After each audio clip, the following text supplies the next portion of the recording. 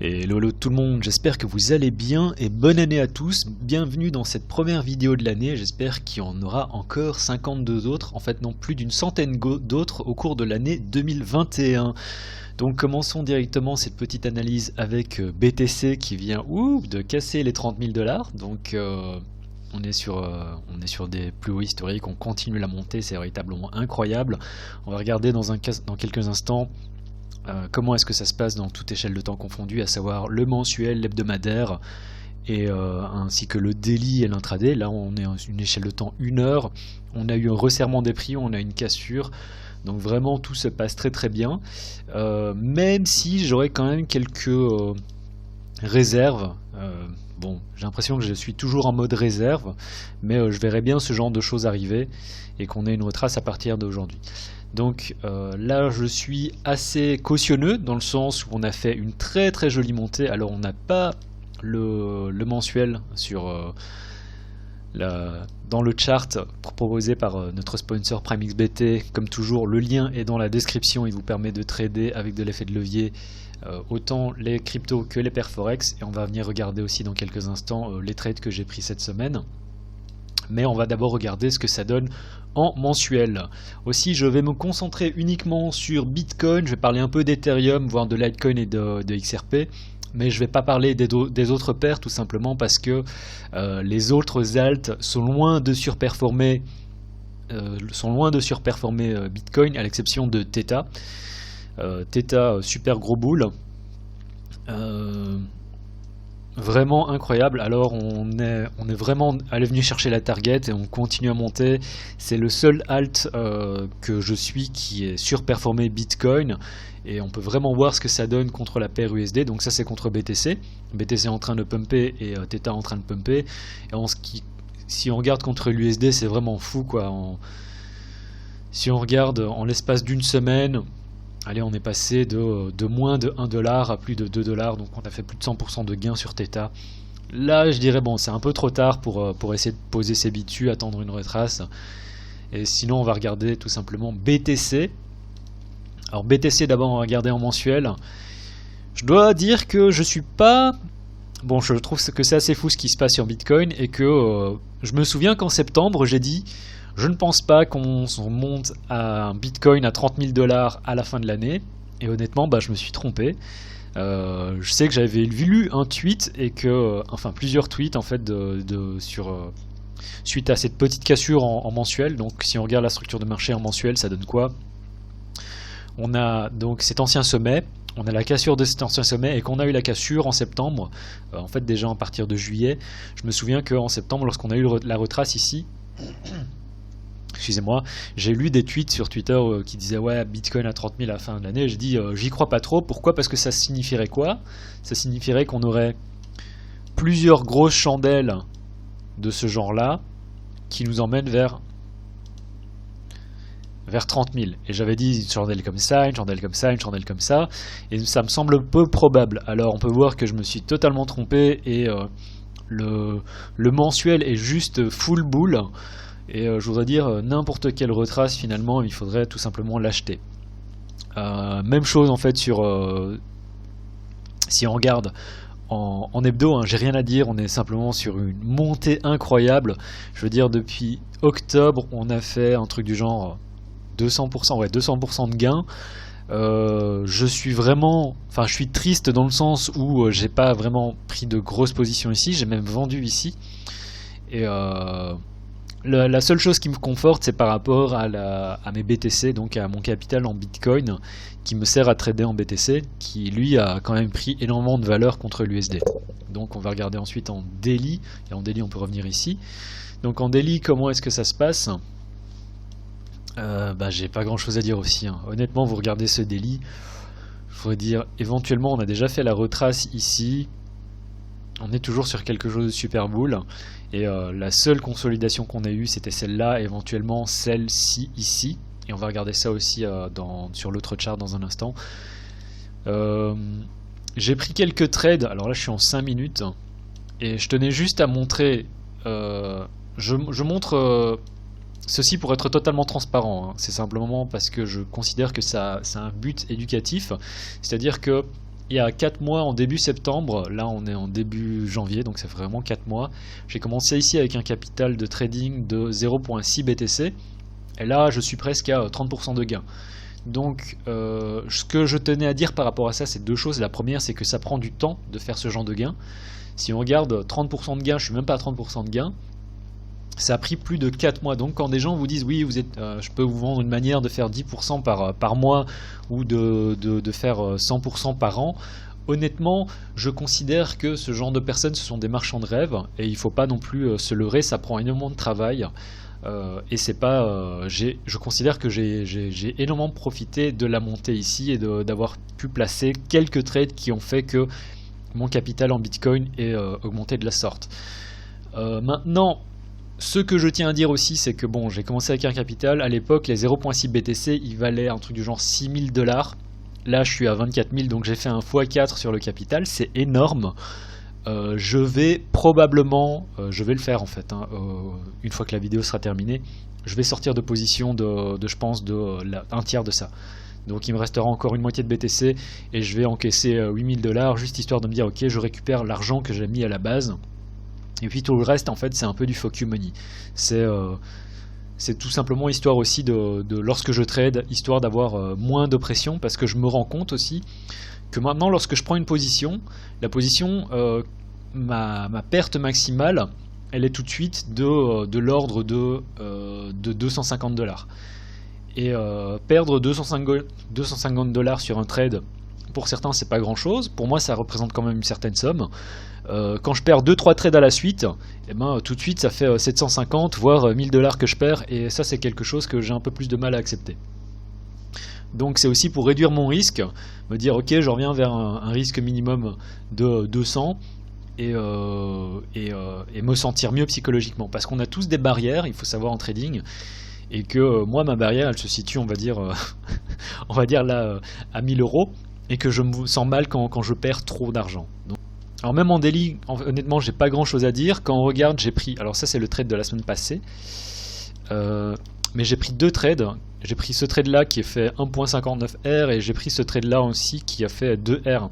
Donc c'est ça qui fait que petit à petit en fait on arrive à augmenter son stack, son capital. C'est pas non plus en faisant des gros trades de malade. Même si bon, j'ai énormément profité de toute la montée depuis ici quand on regarde BTC contre Bitcoin, et je trouve vraiment assez fou ce qui se passe en ce moment. C'est vraiment incroyable, et c'est vraiment même dur de lire le chart quand on regarde ça comme ça. Ici éventuellement quand je regarde le daily, je me dis ok, on a cette petite consolidation ici, on pourrait la regarder comme ça. Oups. On a cette consolidation là. On pourrait même regarder ça comme ça, parce que je vois qu'il y a une mèche, et en fait on est venu faire le retest comme ça. On va regarder ce que ça donne en intraday. Voilà, ça donne plus ou moins ça, hein. Oups. C'est si on regarde ça en consolidation de range, c'est consolidation, on continue la montée. Ici on a une consolidation aussi en intraday. Donc tout ça je considérais que c'est une consolidation, c'est un range, et si on veut jouer la continuation, c'est ici qu'il faudrait prendre une position. C'est-à-dire que en intraday, tant qu'on la joue de la sorte, ça veut dire que le support il est à 29 000, un peu en dessous de 30 000, et que si on a une retrace à un moment ici, pendant les prochains jours, pendant la semaine qui vient, et ben c'est ici qu'il faudra essayer de prendre un long pour soit vraiment jouer la continuation et se dire ok, on va peut-être former un sommet ici et on va finir par le casser, et donc c'est là ici qu'il faudra vraiment essayer de prendre un long, soit au moins essayer de viser donc le 1R de gain, et dans ce cas là le stop il se situerait vraiment ici en dessous pour jouer la structure de marché. Et je me rends compte que c'est difficile, hein. Je vais mettre le volume, ça sera... Waouh, 20 dieux, jolie arrivée de volume. Je me rends compte que on n'aura peut-être pas ce pullback, mais ça c'est le genre de pullback que je voudrais jouer. C'est si on a ce genre de choses, mettre un stop ici au-dessus, avec l'idée de prendre toujours profit à un R, remonter le stop aussi une fois qu'on arrive à un R, pour remonter le stop comme ça, Mais ça, c'est ce que je jouerais. Voilà, ça c'est le long que je peux vous proposer, même si là, ça me paraît un peu compliqué. Waouh, incroyable. Bon, tout ça, c'est un peu en live, hein, donc jolie arrivée de volume. Même si on regarde en 1 heure, là, on peut voir qu'on est éventuellement en train d'effectuer une consolidation ici, qu'on va peut-être continuer en fait directement à faire ça. Je ne sais pas. Honnêtement, ce qui se passe là, c'est vraiment fou. Je sais pas d'où les volumes viennent. Et bon, ici on peut voir qu'on a une consolidation des prix, enfin un resserrement au niveau des prix, et que voilà, sur le 1 heure, on peut regarder ça comme ça. Hein. C'est vraiment simplement une consolidation avec avec une contraction des prix avant extension. Et là, on a tout simplement l'extension. Donc le fait qu'on ait eu ici, même si on regarde, waouh, si on regarde en 1 heure, le fait qu'on a eu le rejet ici. Enfin donc on a eu un petit rejet, on a eu un buyback directement. Normalement je considère pas que les prix devraient en fait même... Là on est en 1 heure, hein, donc c'est vraiment sur du short term. On ne devrait pas revenir passer ici en dessous. Voilà, donc ça c'est pour l'analyse. J'ai honnêtement rien à dire, j'ai pas de setup à vous donner, je peux simplement vous dire que voilà, c'est juste incroyable. Et que le reste à côté de Bitcoin vraiment est en train de sous-performer. Si on regarde, voilà, si on regarde... Ça me fait mal au cœur par contre. Je vais le cacher. Pour cacher ma peine. Non, pas du tout. Je vais le cacher pour que ce soit plus lisible. Donc la semaine passée, je vous ai expliqué que j'avais pris position ici. Et là, je sens que je vais me faire sortir. Bitcoin, enfin Ethereum contre Bitcoin, en fait, a vraiment une sale gueule. Hein. Si on regarde contre l'USD, c'est bien parce que Bitcoin est en train de tout déchirer. Mais si on regarde le chart de l'Ethereum contre BTC, honnêtement, c'est pas joli à voir. J'aime pas trop ce qui se passe. Là, on peut se dire que c'était un retest bear et qu'on va probablement... Ah, j'aime pas ça. Idéalement, on vient former un double top ici. Et on vient récupérer le niveau. Et là, on se sent bien. Et là, on se dit que le long, là, il est bien. On récupère le niveau. Tant qu'on récupère mal le niveau, je dirais que c'est chaud. Et là, ma position d'Ethereum contre... Enfin, la position que j'ai prise la semaine passée, je la sens pas bien du tout. Je peux simplement me consoler en me disant que j'ai pas perdu d'argent contre de l'USD. Mais ça, c'est pas bon. Ça, c'est pas bon du tout. Si je regarde le mensuel... Wow. Ouais, on est dedans. On peut encore faire une remontée à partir de là où on est actuellement. Mais on est au début du mois, donc je ne tiens pas à dire quoi que ce soit.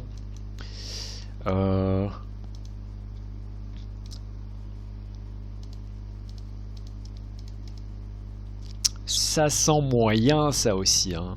Il faut voir comment est-ce qu'on va clôturer la semaine dans 1 jour et 10 heures. Mais si on clôture ici en dessous, on récupère ce range, ça c'est pas bon du tout. Parce qu'à partir de ce moment-là, je considère que... Donc vous voyez, on a ce range ici avec la partie supérieure du range, partie basse, supérieure, partie basse. On a eu un double top, on a cassé au-dessus. Mais là, je considère que si on récupère ça ici, on est peut-être bon pour partir encore à faire du range au mieux pendant un certain temps. Soit on récupère vite le niveau, au pire, on a ça qui se passe sur Ethereum et ce serait vraiment pas positif pour Ethereum. Donc Ethereum sous-performe le BTC et ça c'est pas génial. Si on regarde contre le BTC, bah honnêtement, il y a rien, enfin contre l'USD, il n'y a rien à dire. Pourquoi? Parce que Bitcoin est en train de tout déchirer et du coup toutes les paires contre, enfin tous les alts contre les paires USD, je pense, font, si pas du surplace, au moins sont en train de prendre un peu de gain, mais sont pas en train de surperformer. Et c'est autant trader, autant avoir du Bitcoin plutôt que de l'Ethereum dans ce cas-là. Là, ça m'étonnerait pas aussi qu'on perde ce niveau, c'est-à-dire qu'on fasse un fake out. Il faudra attendre la clôture dans 8 heures. Et là, je suis assez intéressé par voir comment est-ce qu'on va clôturer ce 8 heures, cette journée. Mais ce serait pas impossible que l'on perde ce niveau. Je suis assez intéressé. On a été jusqu'où? Le high a été jusqu'à 760, c'est ça? On n'y est pas encore. Hein, on n'est pas encore à 780. Là, il faut simplement se dire qu'on est toujours dans cette petite consolidation en daily. Et que soit on a un fake out ici et du coup on perd le niveau et on continue ici, soit on est directement la cassure et on va aller chercher les 780. Mais dans tous les cas, j'ai pas de trade non plus à vous proposer là-dessus. Et si on perd ce niveau, ici, le niveau des 730, j'aurais tendance à dire qu'on va revenir au moins ici. Et ça, c'est là où j'aurais voulu prendre ma position longue déjà la semaine passée, où j'ai loupé du coup toute cette ascension et ça m'a fait un peu mal au cœur. Donc voilà, ça c'était pour Ethereum. Litecoin, oh Litecoin ça pue. Voilà, donc je vous avais déjà dit il y a un certain temps, enfin je vous en parle depuis assez longtemps aussi, Litecoin. Tant qu'on reste ici au-dessus, c'est bon. Là on a perdu le niveau, on a eu toute cette consolidation, ce chop là pendant 1, 2, 3, 4, 5 semaines. Le fait qu'on reperde le niveau, il faudrait attendre parce qu'on n'a pas encore clôturé en hebdo, mais en daily on est déjà en train de perdre le niveau. On peut voir qu'on a un double top ici. Peut-être qu'on va même venir continuer la downtrend ici. Honnêtement, ça sent pas bon sur Litecoin, même si bon, on regarde comme ça, on se dit ça va encore, c'est pas non plus ce qu'il y a de pire, mais j'aime pas trop la gueule non plus de Litecoin contre USD. Litecoin contre BTC. Litecoin contre USD, ça va encore, mais si on continue à monter, j'aurais tendance à dire que c'est davantage grâce à Bitcoin qui est en train de pumper. Donc on peut voir également qu'on est sur résistance, hein, donc j'en ai déjà parlé dans la vidéo de lundi, on est sous résistance, et ce serait pas étonnant qu'on fasse même quelque chose comme ça en fait. Qu'on revienne sous les 100$, c'est possible.